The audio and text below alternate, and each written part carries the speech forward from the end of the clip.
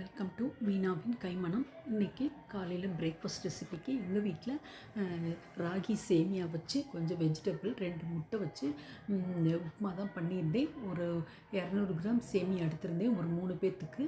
அதை நல்ல தண்ணியில் ஒரு நிமிஷம் மட்டும் நல்லா அந்த கழுவிட்டு அப்படி ஊற வச்சுருங்க. 1 நிமிஷத்துக்கு மேலே ஊற வைக்காதீங்க. அப்படி இட்லி பாத்திரத்தில் வச்சு, உங்களுக்கு ஸ்டீமர்னாலும் சரி, நான் இட்லி பாத்திரத்தை தான் இன்றைக்கி வச்சுருந்தேன். அது நல்லா ஒரு 5 நிமிஷம் நல்லா வேக வச்சுருங்க.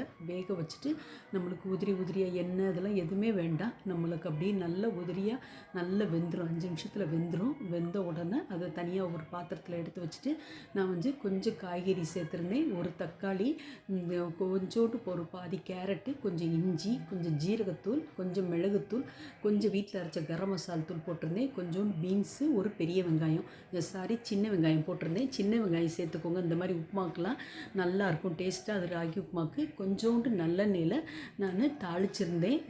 பீன்ஸு, கேரட்டு எல்லாத்தையும் நம்ம நல்லா வதக்கிட்டு கடலைப்பருப்பு, கொஞ்சம் உளுந்தம்பருப்பு, நீங்கள் முந்திரி பருப்பு, நிலக்கடலை எதுனாலும் போட்டுக்கோங்க. நான் கடலைப்பருப்பு, உளுந்தம்பருப்பு போட்டு 2 முட்டை அது போட்டு நல்லா அதையும் கொஞ்சம் நீங்கள் தனியாக பொரித்து எடுத்துக்கிட்டாலும் சரி, நான் அதுலேயே கொஞ்சோண்டு போட்டு பொரித்து எடுத்துகிட்டு நம்ம ஜீரகத்தூள், கரம் மசாலா தூள் எல்லாத்தையும் போட்டுட்டு சேமியாவை நம்ம உதுத்து வச்சுருந்தோம்ல, அந்த அதையும் அவிச்சு வச்சுருந்ததை நம்ம அதையும் போட்டு நல்லா கிண்டிட்டு உப்பு உங்களுக்கு செக் பண்ணி பார்த்து போட்டுக்கோங்க.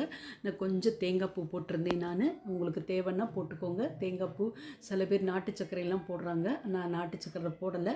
தேங்காய் பூ மட்டும் போட்டுட்டு அதை நல்லா ஒன்று போல் கறி குழந்தைங்களுக்கு ஆளுக்கு ஒரு பவுலில் வச்சு கொடுத்தேன். குழந்தைங்க விரும்பி சாப்பிட்டாங்க.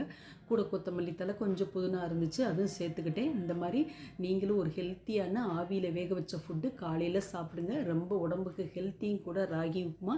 டெய்லி கொஞ்சம் காய்கறி சேர்த்து பண்ணும்போது குழந்தைங்களுக்கு நல்லாயிருக்கும். தேங்க்ஸ் ஃபார் வாட்சிங். வீடியோ பிடிச்சா லைக் பண்ணுங்கள், ஷேர் பண்ணுங்கள், சப்ஸ்கிரைப் பண்ணுங்கள்.